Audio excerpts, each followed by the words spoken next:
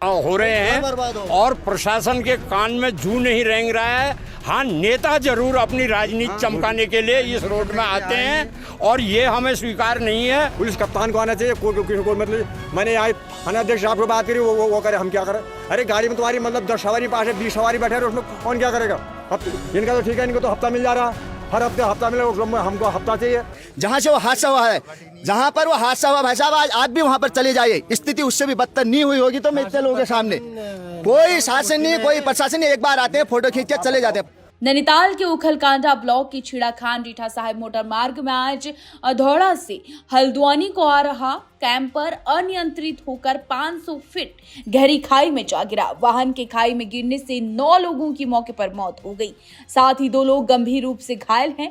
घायलों को उपचार के लिए सुशीला तिवारी अस्पताल हल्द्वानी ले जाया गया है। हादसे की वजह वाहन में यात्रियों की अधिक संख्या और बदहाल मोटर मार्ग को बताया जा रहा है।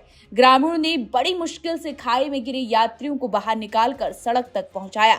आपको बता दें, इस हादसे में कुल 9 लोगों की मौत हुई है। वहीं इस हादसे में एक परिवार के 3 लोगों की जान गई है, जिसमें तुलसी प्रसाद और उनकी पत्नी रमा देवी और बेटे तरुण पनेरू शामिल हैं। साथ ही 2 सगे भाई भी, जो कि शिवराज सिंह और नरेंद्र सिंह, इस हादसे में अपनी जान गंवा चुके हैं, जिससे अब परिजनों का हाल बेहाल हो चुका है। दरअसल ग्रामीणों का कहना है कि सड़क सही नहीं होने के कारण वाहन अनियंत्रित होकर खाई में जा गिरा। मौके से एक ऑडियो भी सामने आया, जिसमें एक युवक घटना पर जल्द से जल्द कार्रवाई करने की मांग कर रहा है।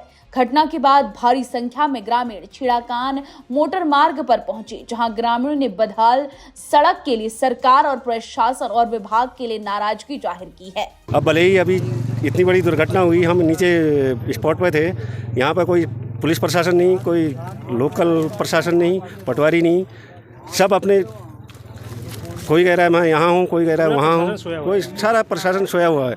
सारी जब लाशें हमने निकाल दी हैं, उसके बाद यहाँ पुलिस प्रशासन पहुँच रहा है।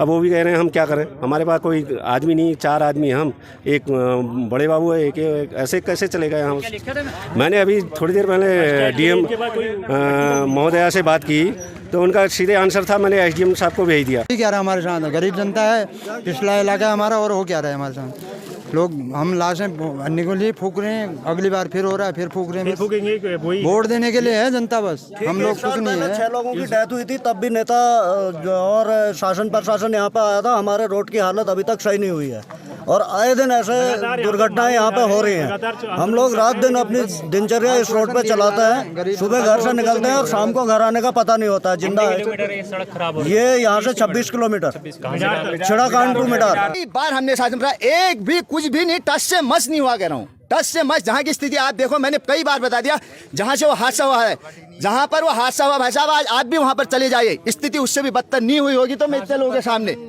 कोई शासन नहीं, कोई प्रशासन नहीं, एक बार आते हैं, फोटो खींच के चले जाते हैं।